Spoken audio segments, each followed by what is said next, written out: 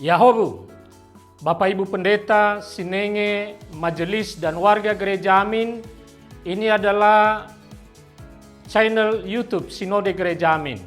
Karena itu, bagi yang mencintai Gereja Amin, tontonlah, subscribe, like, dan bagikan. Gereja Amin yang tangguh, mandiri, dan peduli. Tuhan Yesus memberkati.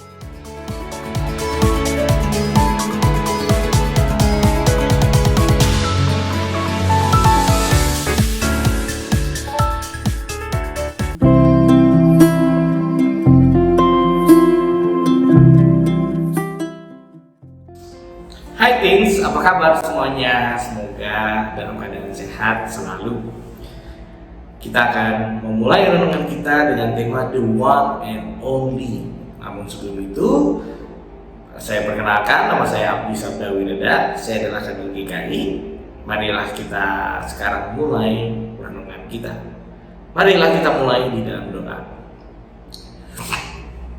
Tuhan kami Yesus Kristus, kami mengucapkan syukur atas kehidupan yang kau boleh percayakan kepada kami.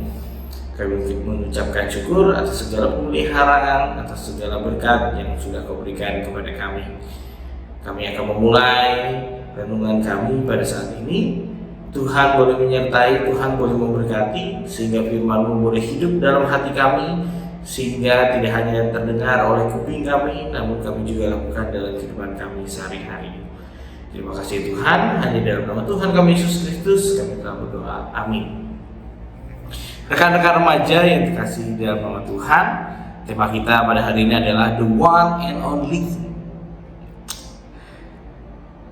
The One and Only ini berdasarkan Yesaya 44 ayat 1 sampai dengan 28. Saya akan membacakannya untuk kita semua. Yesaya pasalnya yang ke-44 ayat 1 sampai dengan 28. Demikian firman Tuhan. Namun sekarang dengarlah, hai Yakub hambaku, dan hai Israel yang telah kupilih. Beginilah firman Tuhan yang menjadikan engkau, yang membentuk engkau sejak dari kandungan, dan yang menolong engkau. Janganlah takut, hai hambaku Yakub, dan hai Yesurun yang telah kupilih. Sebab aku akan mencurahkan air ke atas tanah yang haus, dan hujan lebat ke atas tanah yang kering. Aku akan mencurahkan rohku ke atas turunanmu, dan berkatku ke atas anak cucumu. Mereka akan tumbuh di antara rumput, seperti pohon-pohon ganda rusa di tepi aliran air. Yang satu akan berkata, aku milik Tuhan. Yang lain menyebut dirinya dengan nama Yakub, dan yang lain lagi menuliskan pada tangannya bagi Tuhan, dan menggelari dirinya dengan nama Israel. Beginilah firman Tuhan, Raja dan Penebus Israel, Tuhan semesta alam. Akulah yang terdahulu dan akulah yang terkemudian.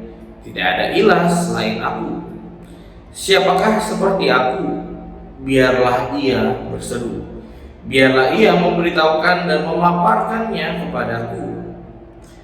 Siapakah yang menggambarkan dari dahulu kala hal-hal yang akan datang? Apa yang akan tiba biarlah diberitahukan kepada kami. Janganlah gentar dan janganlah takut. Bukankah dari dahulu telah kukabarkan dan kuberitahukan hal itu kepadamu? Kamulah saksi-saksiku. Adakah ilah selain aku? Tidak ada gunung batu yang lain, tidak ada yang ku kenal. Orang-orang yang membentuk patung semuanya sia-sia belaka, dan benda-benda kesayangan mereka itu tidak ada gunanya. Saksi-saksi mereka tidak melihat dan tidak mengetahui apa-apa. Karena itu mereka akan dipermalukan. Siapakah yang membentuk suatu ilah dan menuang patung yang tidak ada gunanya? Sesungguhnya semua pengikutnya akan mendapat malu, dan tukang-tukangnya adalah manusia belaka. Biarlah mereka semua berkumpul dan bangkit berdiri. Mereka akan gentar dan mendapat malu. Dengan alatnya Tukang besi membuatnya dalam bara api dan menempanya dengan palu. Ia mengerjakannya dengan segala tenaga di tangannya.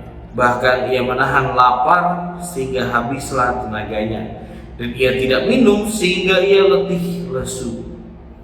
Tukang kayu merentangkan tali pengukur dan membuat rancangan sebuah patung dengan penggores. Ia mengerjakannya dengan pahat dan menggarisinya dengan jangka.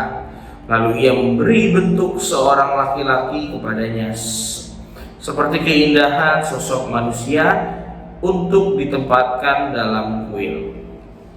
Ia menebang pohon-pohon aras atau membeli pohon saru atau pohon tarbantin yang dibiarkannya tumbuh besar di antara pohon-pohon hutan, atau ia menanam pohon pinus dan hujannya membuatnya besar.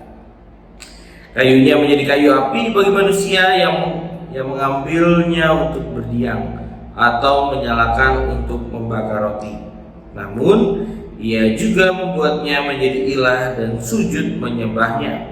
Ia mengerjakannya menjadi patung dan sujud kepadanya. Setengahnya dibakar dalam api dan di atasnya ia memanggang daging.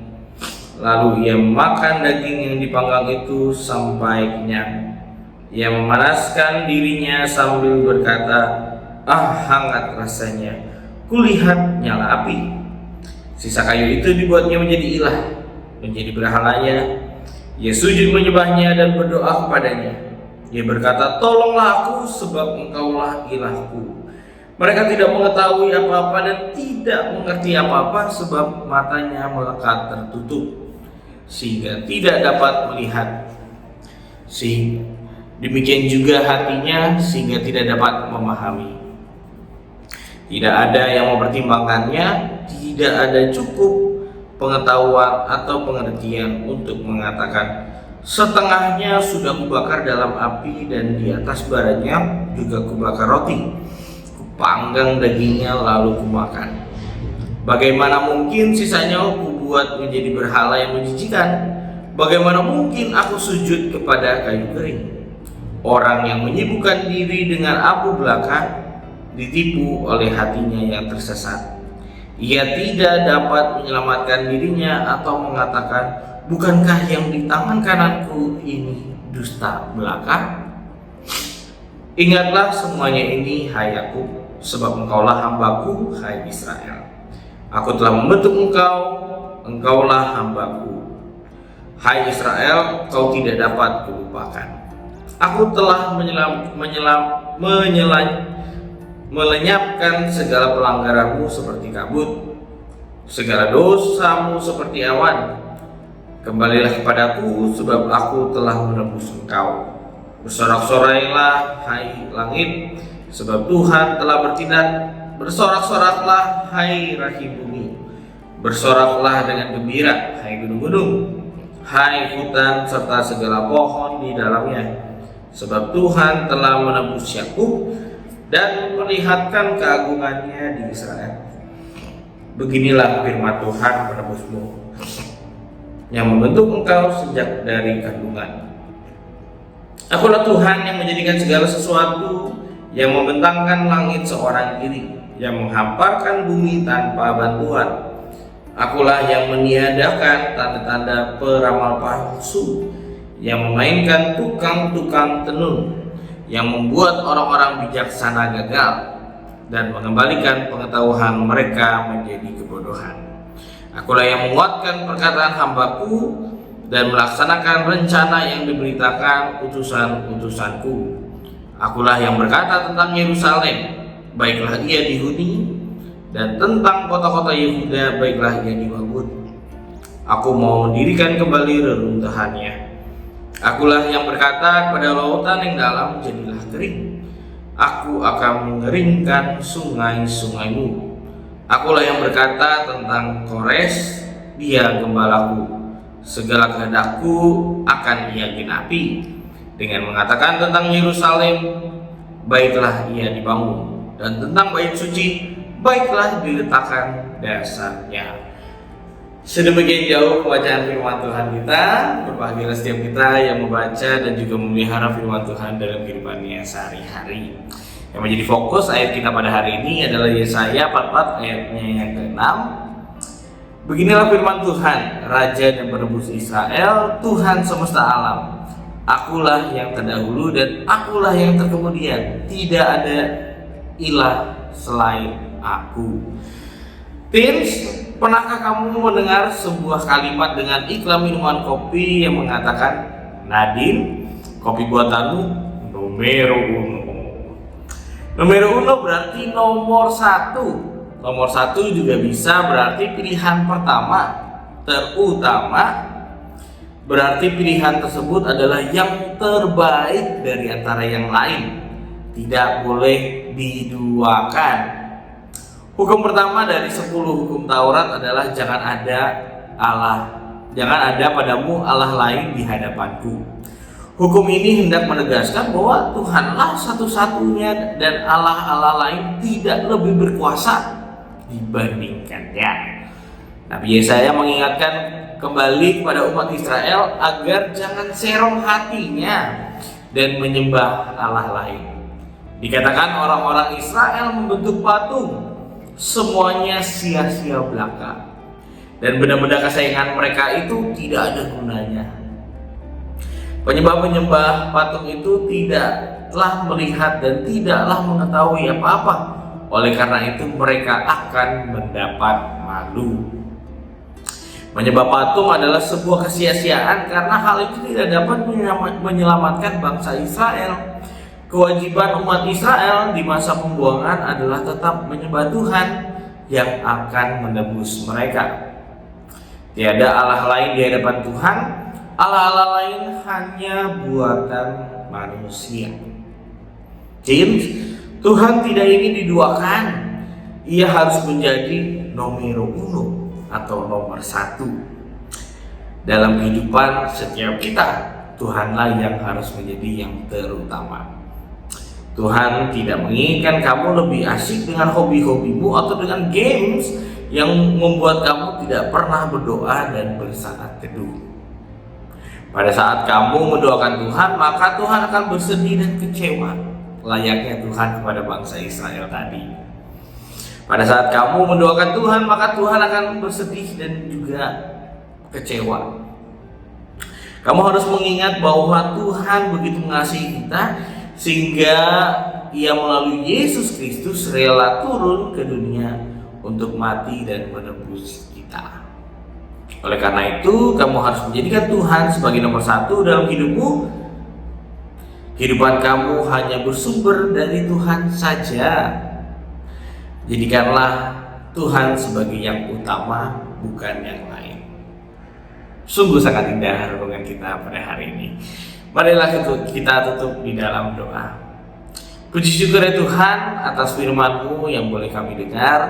Bagaimana kami belajar banyak tentang pergumulan yang dilalui oleh bangsa Israel dan juga perintah yang suci yang datang dari-Mu, bahwa setiap kami harus mengutamakan Engkau.